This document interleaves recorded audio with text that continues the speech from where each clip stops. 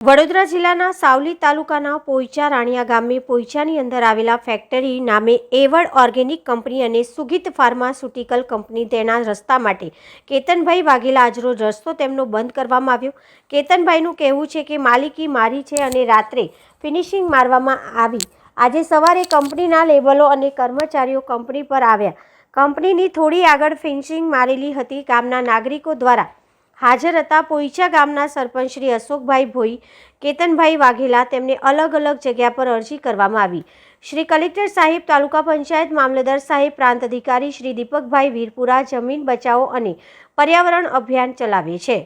વડોદરાના સાવલી તાલુકાના પોઈચા ગામ ખાતે સ્થાનિક ગ્રામજનો દ્વારા જે પોતાની માલિકીની જે જમીન ધરાવે છે એમનામાં વર્ષોથી એમની રેમ નજર શરમથી કંપનીવાળાને બીજા ગામજનોને અવરજવર માટેનો એક રસ્તો હતો અને વીએમસી વાળા પણ અહીંયા અવરજવર કરી શકતા હતા, પરંતુ આ રસ્તો કોઈ પણ સરકારી રીતે સંપાદન કરવામાં આવેલ નથી। આ ચેતનસિંહ વાઘેલાનો રસ્તો છે અને અહીંયા એવિડ કંપની અને સુજીત ફાર્મા કરીને કંપની આવેલી છે, પરંતુ એવિડ કંપનીનું પ્રદૂષણ અને એની ગેરકાનૂની પ્રવૃત્તિને હિસાબે અમુક નંબર વાતચીતના માધ્યમથી કંપનીને ટોકવામાં આવેલી। એના સંદર્ભમાં ચેતનસિંહ વાઘેલા પર પોલીસની મિલીભગતથી ખોટા કેસ કરવામાં આવ્યા। પોલીસે કોઈ પણ છાનબીન કર્યા વગર ચેતનસિંહ વાઘેલાની ઊંધી તપાસ કર્યા સિવાય એમના ઉપર ખોટી એફઆઈઆર કરીને એમને ખૂબ હેરાન કરવામાં આવ્યા, જેથી ચેતનસિંહને માલુમ પડતા કે ભાઈ આ જગ્યા પોતાની માલિકી છે, પોતાનો બાપદાદાની જાગીર છે, એટલે એમણે આ તમામ મુશ્કેલીનો સામનો સહન કરીને પછી જ્યારે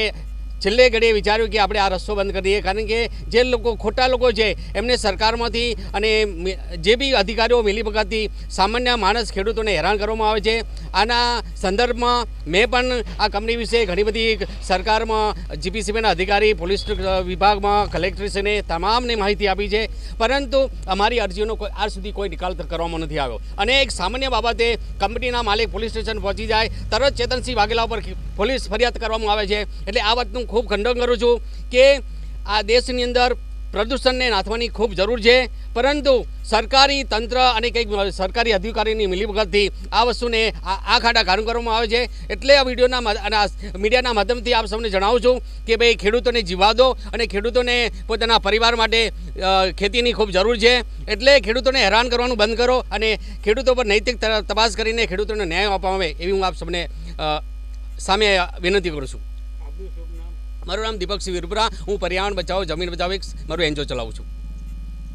કેતનસિંહ વાઘેલા, હું મૂળ પોઈચા ગામનો રહેવાસી છું।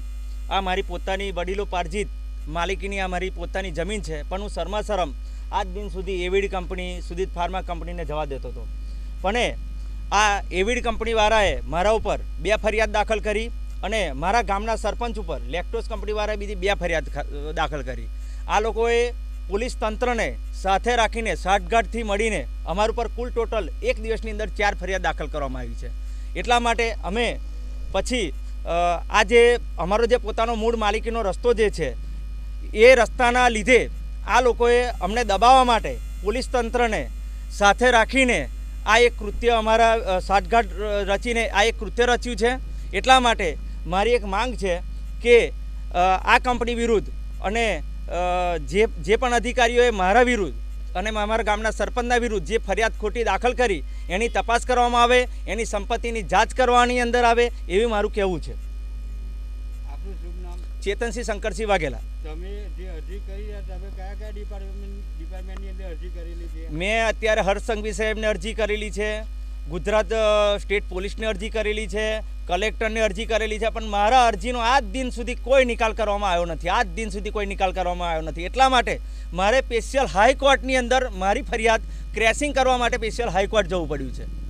શાના માટે? કારણ કે હું આરોપી નહોતો, પણ છતાં મને પોલીસે આરોપી બનાવ્યો। કેમ બનાવવામાં આવ્યો એ મોટો પ્રશ્ન ઉપસ્થિત થાય છે। નીચેના અધિકારીઓ એમ કહે છે કે અમારે ઉપરથી દબાણ છે, અમારે એફઆરઆઈ કરવી પડશે, તો પછી ખેડૂતો ઉપર જ એફઆરઆઈ કરવામાં આવે। એમની જે એક અરજી જઈ હોય, ભાદરા પોલીસ સ્ટેશનમાં એક અરજી જાય અને અમને કંઈ જણાવવામાં નહીં આવતું, કશું ને ડાયરેક્ટ એફઆરઆઈ કરવાની અંદર આવે છે। એટલે હું હર્ષ સંઘવી સાહેબને આ મીડિયાના માધ્યમથી કહેવા માગું છું કે આ જે તે અધિકારીઓ હોય અને જે તે કંપનીના માલિક હોય એના વિરુદ્ધ કાયદેસરનો ગુનો દાખલ કરવામાં આવે, કારણ કે મેં આ ફરિયાદના અનુસંધાનની અંદર 75 થી 80 પેજ એના વિરુદ્ધ જે સરકારી કાગજ કહેવાની અંદર આવે, સરકારી દસ્તાવેજ કહેવાની અંદર આવે, સરકારી દસ્તાવેજ મેં આ લોકોને પ્રૂફ કર્યા છે, પણ આ કંપનીવાળા ઉપર, એવિડ કંપનીના માલિક ઉપર આજ દિન સુધી કોઈ ગુનો દાખલ કરવામાં આવ્યો નથી. બીજું હું તમને એ બી બહાર પાડવા માગું છું કે આ કંપનીના માલિકની ટેન્કર અમારા ગામના સરપંચે, અમે આગેવાનોએ થઈને કેમિકલયુક્ત ટેન્કર પકડેલી, પણ ભાદરવા પોલીસ સ્ટેશનની અંદર આજ દિન સુધી એનો કોઈ ગુનો દાખલ કરવામાં આવ્યો નથી અને એને છોડી દેવામાં આવ્યો છે. જીપીસીપી કંટ્રોલ બોર્ડના અધિકારીઓએ 25 લાખ રૂપિયા ભરાવડાવીને એને છૂટો કર્યો છે. તો મારું એ બી કહેવું છે જીપીસીપીના અધિકારીઓને કે તમે 25 લાખ રૂપિયા ભરીને તમે એને છૂટો કરી દીધો, તો આજ દિન સુધી મહીસાગર કિનારાની અંદર ને આજુબાજુની અંદર કેટલી ટેન્કરો વતી એને પાણી ઠાલવ્યું હશે એ મારો મોટો પ્રશ્ન ઉપસ્થિત થાય છે. અને તમે જોઈ શકો છો કે આજુબાજુના તમામ ખેડૂતો છે, આજે કપાસ છે, તમે ઘણું બધું જોઈ શકો છો કે આ જ પર્યાવરણને લગતું જે છે, અત્યારે કોઈને કપાસ નહીં થતું, અંડરગ્રાઉન્ડ એને પાણી ઉતારેલું છે, ઘણું બધું સ્ટેટમેન્ટ આપેલું છે મેં આજ દિન સુધી, ઘણી બધી અરજીઓ આપેલી છે, ઘણું બધું પ્રૂફ આપેલું છે, પણ આજ દિન સુધી આ કેમિકલ માફિયા ઉપર કોઈ ગુનો દાખલ કરવામાં આવ્યો નથી. એટલે મારું આ મીડિયાના માધ્યમથી એ કહેવાનું કે આ લોકો ઉપર તાત્કાલિક ધોરણે ગુનો દાખલ કરવાની અંદર આવે અને મારા ઉપર આવે પછી કોઈ ફરિયાદ દાખલ થાય તો હું ગુજરાત પોલીસ ઉપર પણ એક્શન લઈશ.